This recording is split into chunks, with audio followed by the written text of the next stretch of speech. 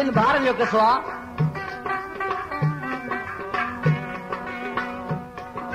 ख़ुदा जा शान ॾिसो, ॿ ॿार हुजनि था पाण में, हिकिड़ो शादीशुदा हुजे थो ऐं हिकिड़ो कुआरो हुजे थो। शादीशुदा जेको हुजे थो उनखे 3 औलाद हुजनि था, 2 पुट ऐं हिकिड़ी न्याणी। अची हिननि जे मुल्क में ॾुकार पियो, ओ ॿई ॿार पाण में सलाह पचाइण लॻा। दादा पंहिंजो मुल्क ॾुकार थी पियो आहे, हाणे छा करियूं?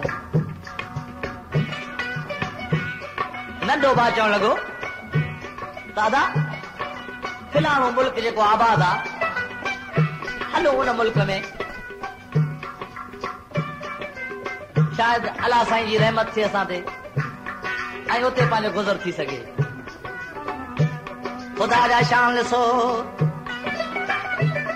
अची ॿेड़ीअ में सवार थिया,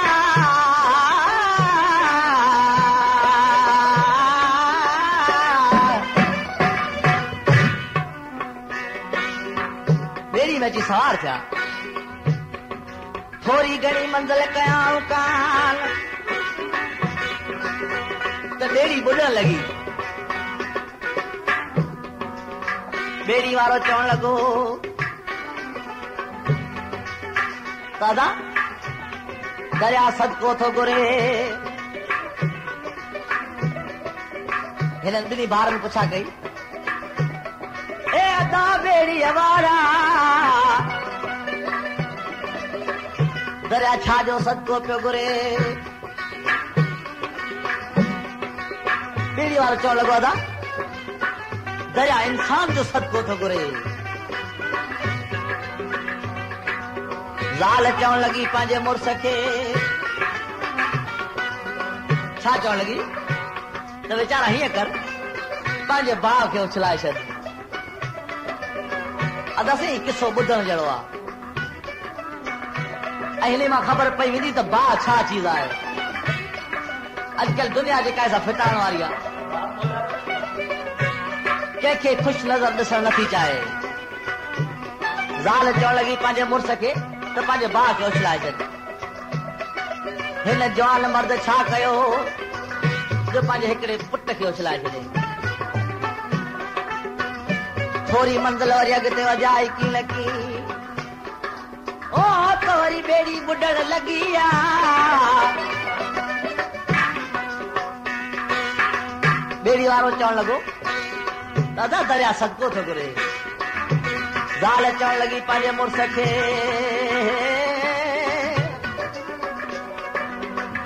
त हाणे पंहिंजे भाउ खे उछलाए, मुंहिंजे त हिकिड़े पुट खे तो उछलाए छॾियो।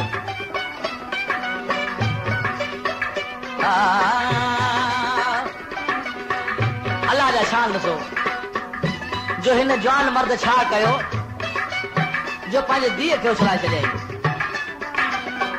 वरी थोरे अॻियां मंज़िल कयाऊं काल का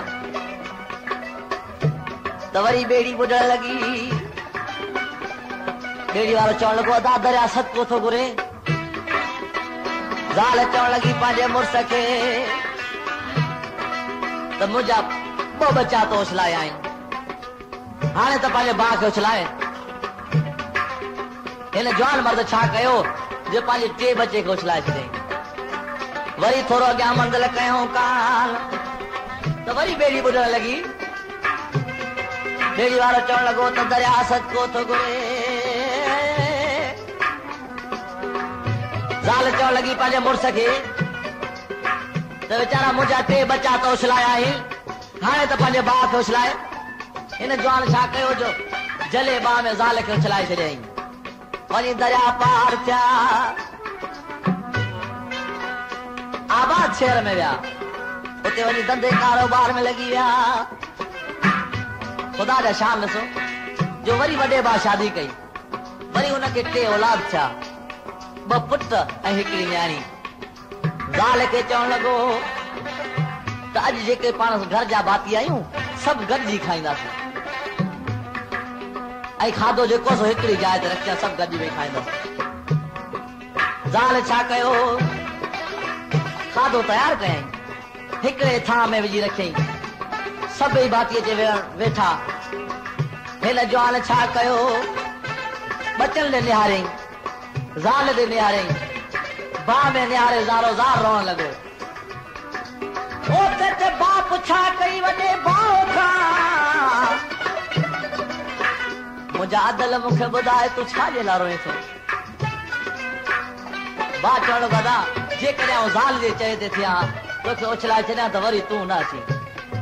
सदसी भाउ जेको सो भाउ थींदो आहे पर अलाह जा शान ॾिसो उन वक़्त में माण्हू अहिड़ा ई थिया आहिनि जो ॾिठऊं त ॿई ॿार ख़ुशि आहिनि सो हिननि खे फिटाए छॾियऊं।